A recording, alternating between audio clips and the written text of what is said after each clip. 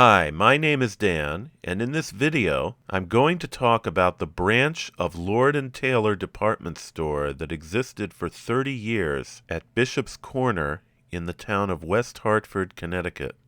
Opened in 1953, the store was a striking example of mid-century modern design and featured extensive landscaping.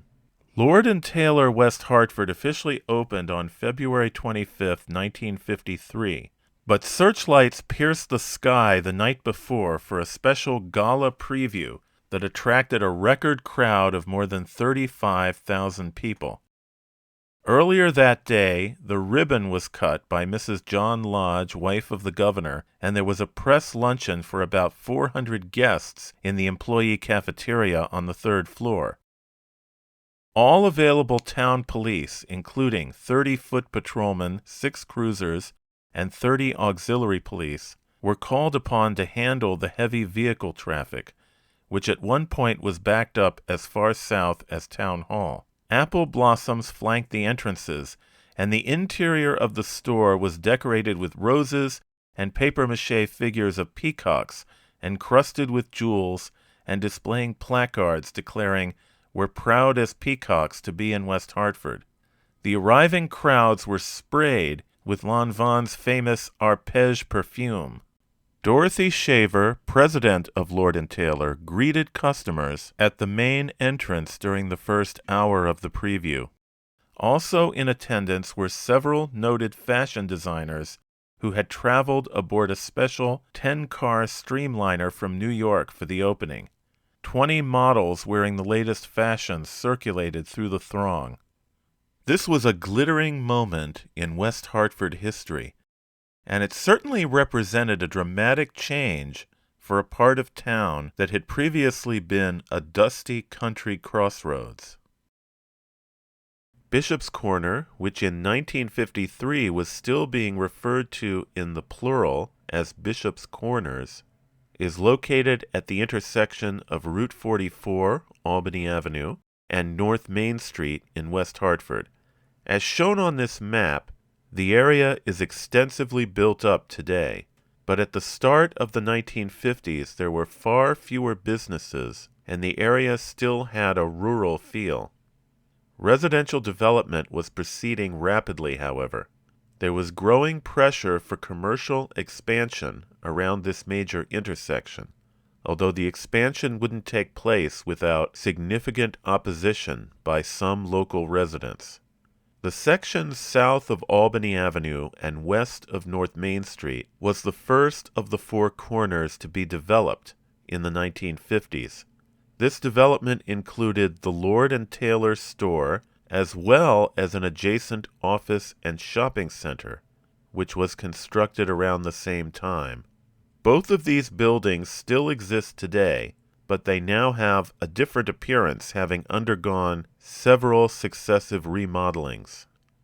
The former Lord & Taylor building is now divided among several different businesses. In this video, I'll start by describing what the property was like in the 1930s and 40s, before the construction of Lord & Taylor. Back then, there was a dairy restaurant and pony rides were available in the summer. I'll next talk about some of the attempts by local residents to block the commercial development of the site before I move on to the construction of both Lord & Taylor and the adjacent shopping center. Next, I'll show what the department store was like back in the 1950s. Both the exterior and interior of the store were extensively documented at the time by a commercial photographer, and these images are now in the public domain at the Library of Congress. I'll end the video with a little before and after montage, so you'll want to watch to the end of the video to check that out. Also, if you enjoy this video, don't forget that in the column below where the video plays on YouTube, you can hit the like button, you can subscribe to the channel, and you can also support the channel by using the Super Thanks feature.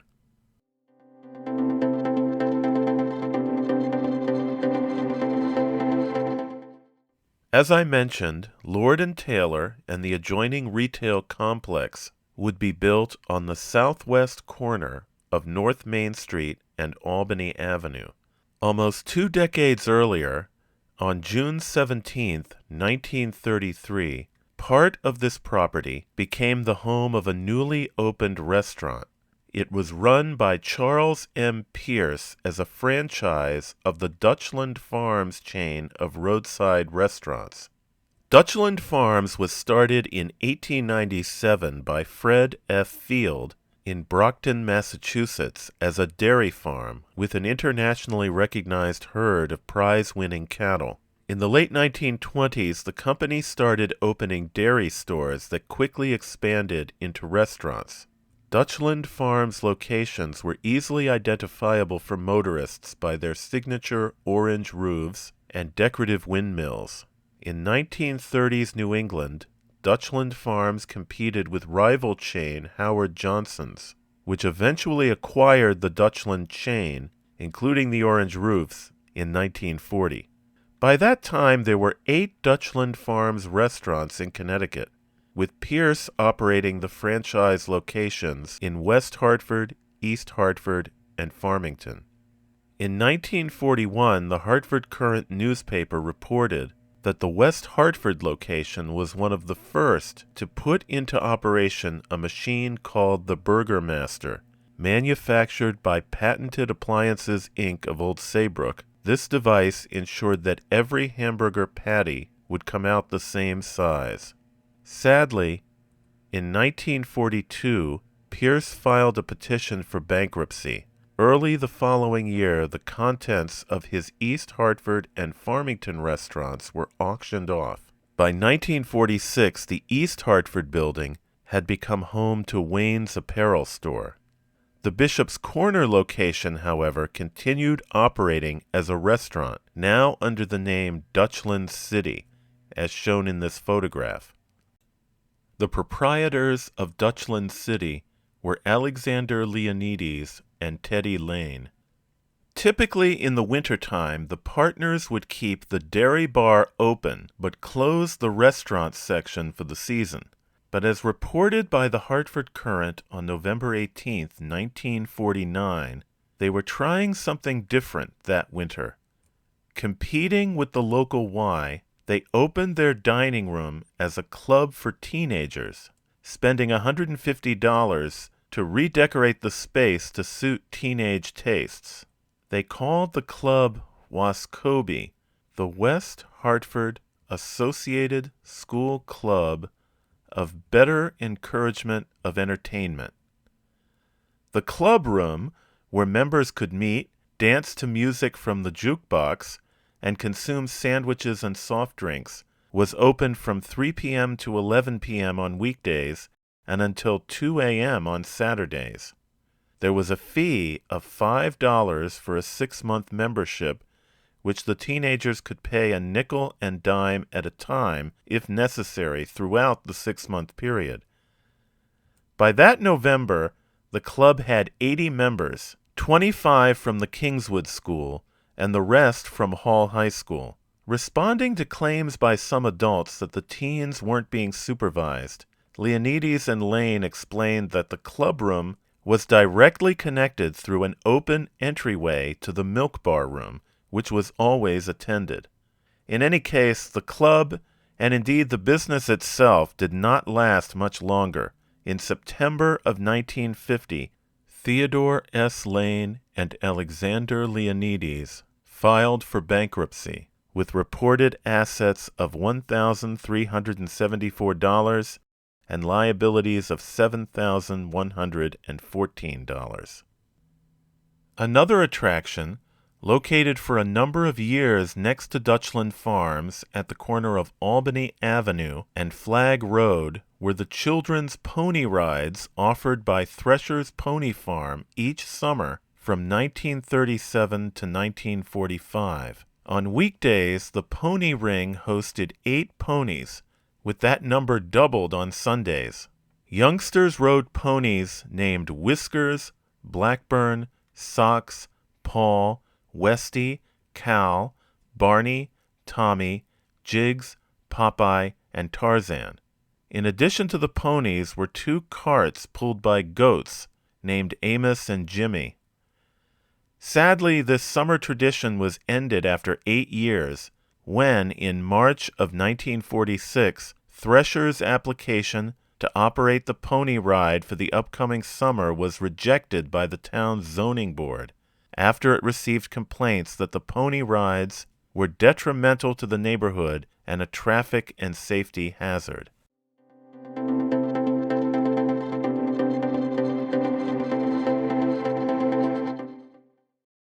In 1950, with the pony rides a memory and Dutchland City permanently closed, there were rumors that Lord & Taylor, the large New York department store, wanted to erect a branch near the southwest corner of Albany Avenue and North Main Street. Residents in the Bishop's Corner area, concerned about what they considered to be excessive commercial development, were already moving to form an association that would come to include nearly 200 households. Called the West Hartford Homeowners Association, the group's first move was to contest in court West Hartford's plan to amend its zoning regulations to permit town control of commercial developments of 2 or more acres. Months of speculation came to an end in January of 1951 when the president of Lord & Taylor, Dorothy Shaver, announced that the store had signed a lease for a branch in West Hartford. It would be Lord & Taylor's 4th branch store and the first outside the greater New York suburban area. William A. Mauser was the developer of the property, which would include both Lord & Taylor as well as an adjoining shopping center. In order for construction to commence, Mauser petitioned the town to have the small area already zoned for business extended to cover 12 acres. In reaction, the Homeowners Association vowed to fight the business zone extension with, quote, all the force and vigor they could muster, unquote.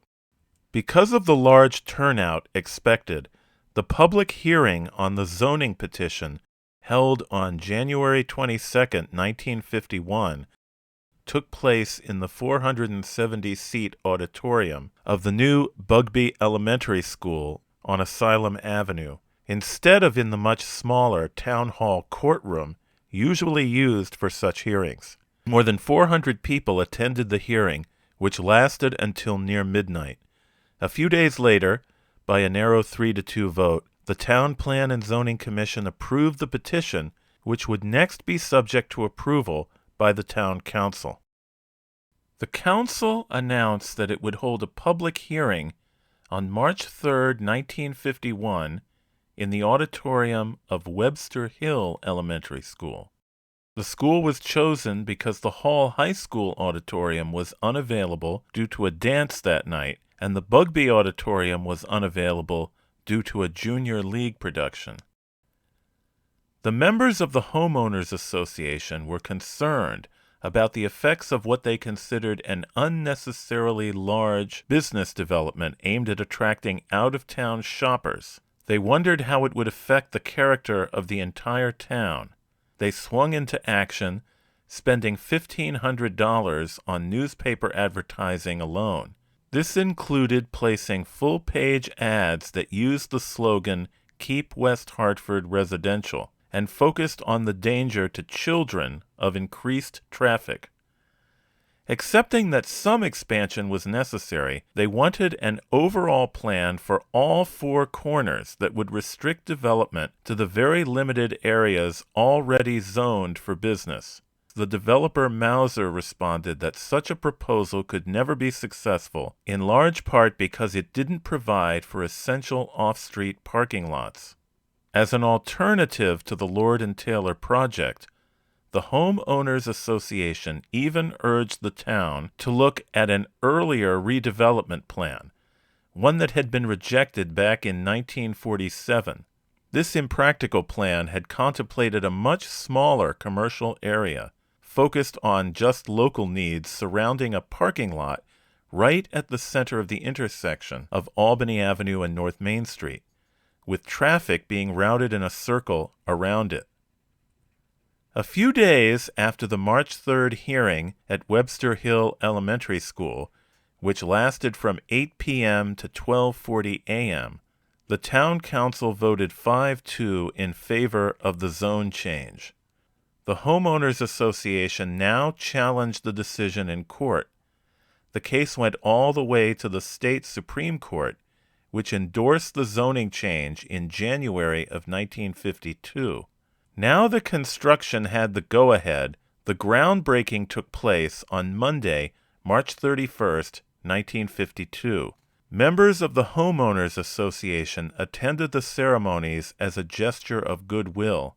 Contentiousness would, however, continue for the next several years as local homeowners battled further zone changes and the town grappled with various development plans for the remainder of Bishop's Corner. A homeowners group active in 1954 was even known as the Suburban Traffic and Safety Association. A few months after work began on the Lord & Taylor store, work also commenced on the shopping center next door. For its construction to begin, the former Dutchland Farms building had to be demolished. However, one relic of the old days would be preserved. In July of 1952, the windmill atop the former Dutchland Farms was relocated to a new home next to a pond at the Gledhill Nursery on Mountain Road. This challenging move was undertaken by the Moran Construction Company. First, the bolts which held the windmill to the roof had to be cut with acetylene torches. Then a 20-ton, 75-foot crane lifted the 7-ton windmill to a trailer to be towed to the nursery. Because of the height of the blades, a worker had to slowly turn the 15-foot arms so that they could clear the surrounding telephone wires. Gledhill Nursery closed at the end of 2016, and the site has since been redeveloped as a housing development called Gledhill Estates, which uses a windmill in its logo.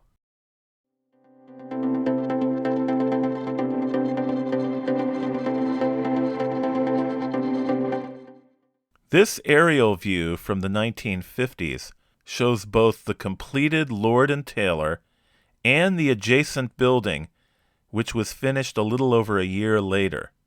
At the time, the area to the east across North Main Street still contained some private homes, as well as Bon and Bill's fruit and vegetable stand.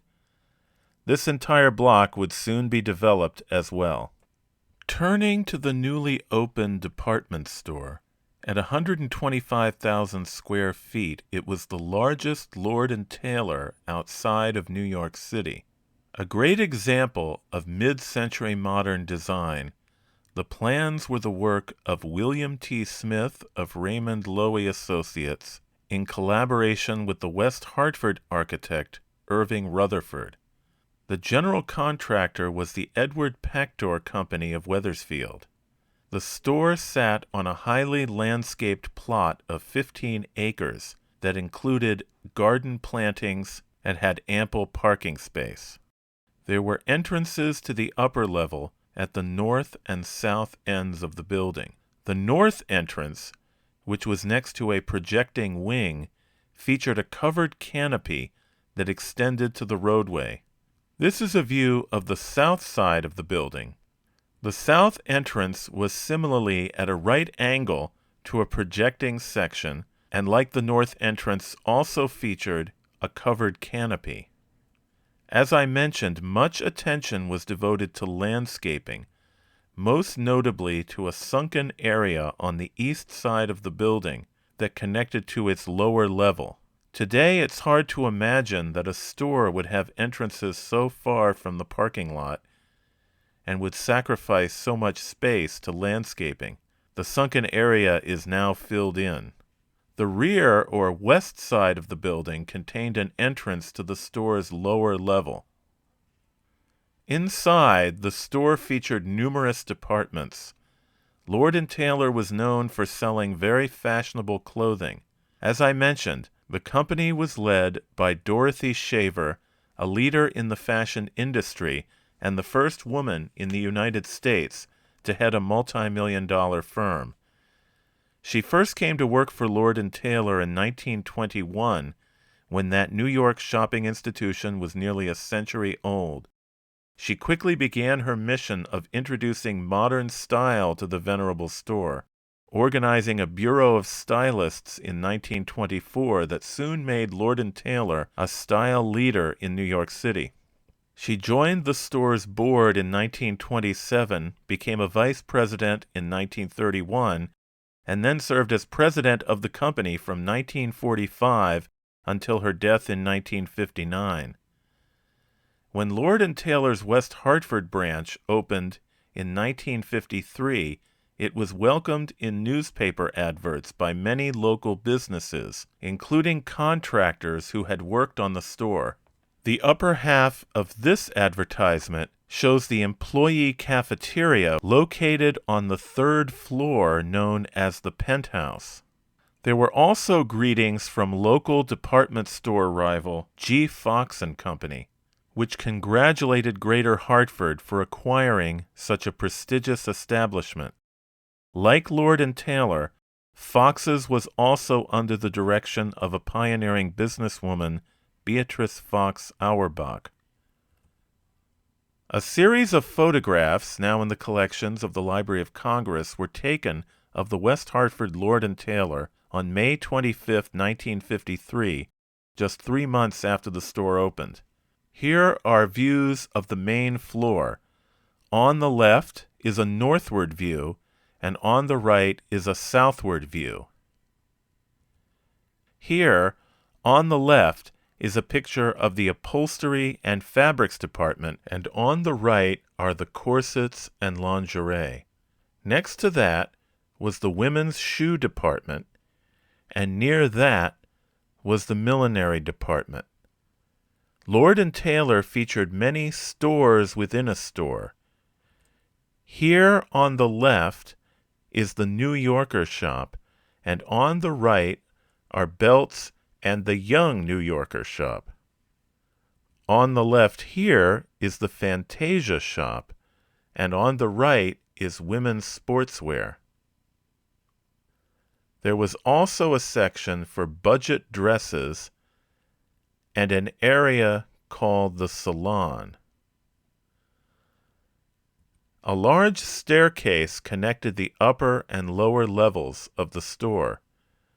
Just behind the staircase on the lower level was the children's shoe department. Nearby were the departments for teens and girls, and pictured here on the left is the children's department, and on the right is the boys' shop.